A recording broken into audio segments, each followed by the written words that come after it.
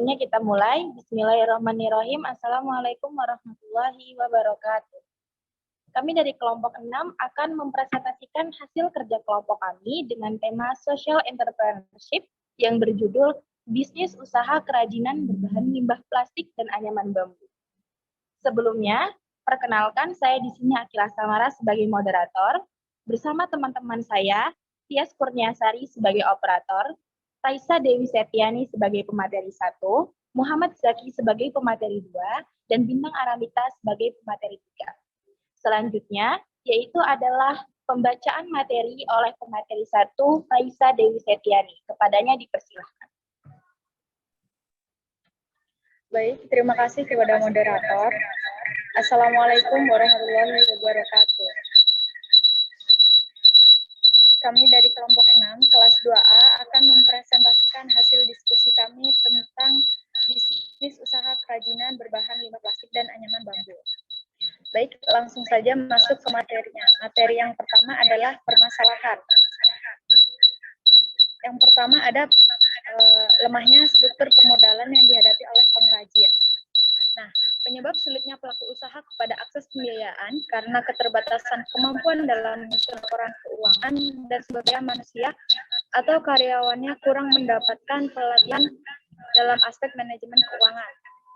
Yang kedua, ada kebanyakan pengrajin juga memiliki kekurangan seperti kurang berani berinovasi. Nah, maksud di sini adalah pelaku usaha ini memiliki keterbatasan keterampilan dan pengetahuan, serta belum memiliki divisi khusus untuk riset dan pengembangan. Nah, hal ini itu bisa mengakibatkan unsur kreativitas masih belum dimanfaatkan secara optimal dan proses produksi cenderung dilakukan secara tradisional. Dan juga para pengrajin ini banyak yang mengesampingkan teknologi baru. Nah, seperti dalam hal kemajuan teknologi informasi saat ini, sangat sedikit pengrajin yang memanfaatkan kemajuan teknologi ini.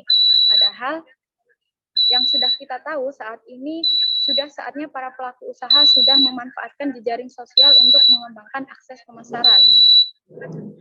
Oke, next slide. Yang kedua ada potensi daerah. Next.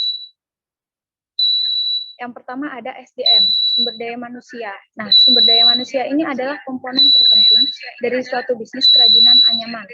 Nah, apapun material yang digunakan, baik alami maupun sintesis, kemampuan anyam dari SDM adalah kunci dari keberhasilan bisnis ini. Jadi, potensi yang utama dalam bisnis ini adalah sumber daya manusianya. Yang kedua ada pengepul sampah atau limbah plastik.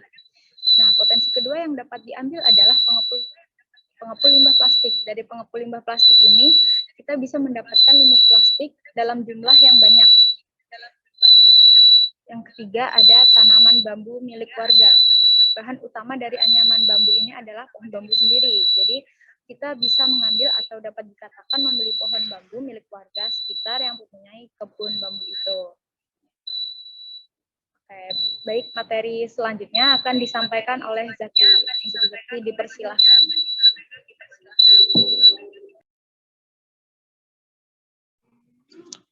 Oke, baiklah. Terima kasih kepada Raisa. Selanjutnya yaitu saya sebagai materi kedua, yaitu Muhammad Zaki. Sebelumnya izin, Assalamualaikum warahmatullahi wabarakatuh. Saya di sini menjelaskan tentang impact atau dampak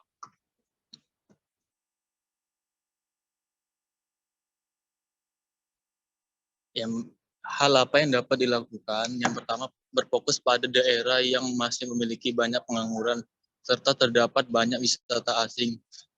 Jadi di kelompok kita ini ditargetkan pada daerah-daerah yang masih banyak pengangguran dan banyak wisata asing. Yang kedua, berfokus pada kegiatan pembuatan, penjualan serta promosi. Dalam kelompok kami ini, kita ini menargetkan pada pembuatan serta penjualan dan juga promosi.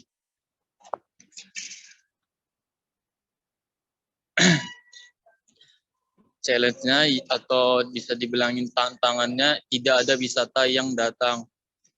Jadi ini nih kita tuh tantangan yang kita hadapi itu tidak ada wisata yang datang. Misalnya kita tuh menargetkan wisata daerah yang ada wisatanya atau bisa dibilang wisata asing. Yang kedua, minat barang kerajinan. Kelompok kami ini menargetkan pada barang kerajinan yang banyak peminatnya.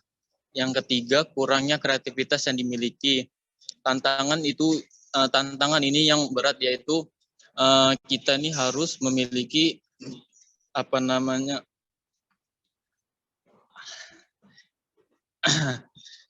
kurangnya kreativitas yang dimiliki, berarti kita ini kurangnya, yaitu kita ini kelompok kita menargetkan merekrut anggota yang kreativitasnya itu yang dimiliki tersebut.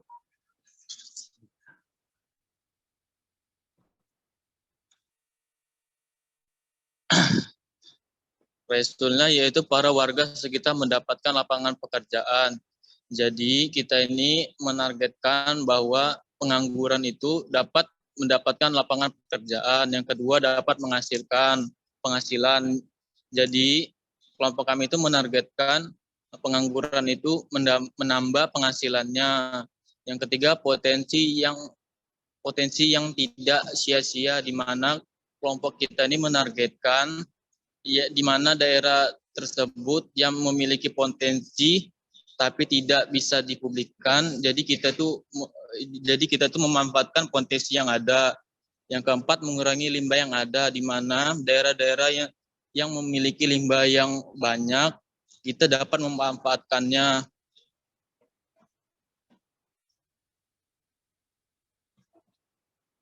Goalnya itu yaitu hasilnya di mana membangkitkan perekonomian daerah tersebut, di mana ekonomi daerah yang kita pilih daerahnya itu yang kekurangan perekonomiannya itu. Jadi target kita yaitu membangkitkan perekonomian daerah tersebut. Baik, selanjutnya akan dijelaskan pada pemateri ketiga yaitu Bintang. Silakan. Baik, terima kasih untuk Saudara Zaki. Oke, untuk selanjutnya itu ada bisnis model kanvas. Ini bisnis model kanvas dari usaha yang kita miliki itu pertama ada key partner. Key partner itu merupakan mitra utama dari usaha yang kita miliki. Jadi key partner untuk usaha yang kami miliki itu pertama ada pengrajin, kedua reseller, lalu promotor, good distributor, lalu craftline, kado kadi, and zero. Selanjutnya ada key activity. Key activity ini adalah kunci dari kegiatan usaha yang kami jalani. Pertama itu ada pengumpulan sampah atau limbah yang masih layak didaur ulang. Kedua ada pembuatan kerajinan sekaligus pelatihan bagi warga sekitar. Dan terakhir ada pemasaran kerajinan ke tempat-tempat wisata serta toko oleh-oleh. Lalu selanjutnya ada key research. Key research ini merupakan sumber daya utama dari usaha kerajinan kami. Key research kami itu ada pengumpul sampah atau limbah plastik, lalu ada tanaman bambu milik warga sekitar yang bisa dimanfaatkan untuk kerajinan yang kami jalani ini, dan ada pemasok bambu dari luar daerah juga. Lalu ada value proposition. Itu merupakan proposisi nilai dari usaha kami.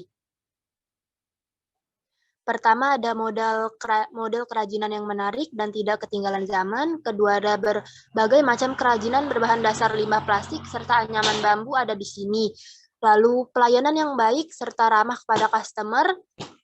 Memberikan real picture pada laman marketplace. Jadi maksudnya usaha kami menampilkan gambar yang sebenar-benarnya.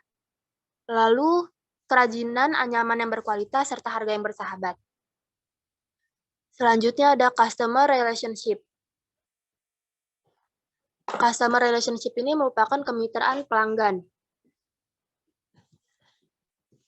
Yaitu ada penjualan langsung, kedua reseller toko oleh-oleh, ketiga perkumpulan komunitas pengrajin, serta perkumpulan komunitas pengolah limbah.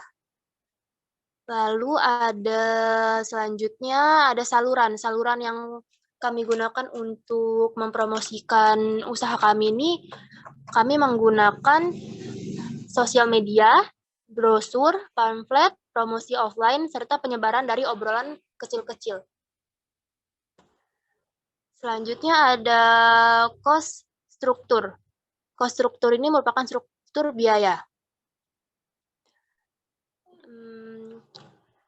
Jadi, biaya pembelian bambu serta sampah dari pengepul, biaya pembuatan kerajinan, biaya iklan promosi dan pengadaan pameran, biaya pembelian peralatan kecil-kecil seperti peralatan kecil-kecil yang dibutuhkan untuk membuat kerajinan kami. Lalu ada biaya sosialisasi serta pembayaran pengrajin, serta biaya sistem pencatatan pembelian serta pengeluaran. Terakhir ada revenue stream. Revenue stream ini merupakan arus pendapatan,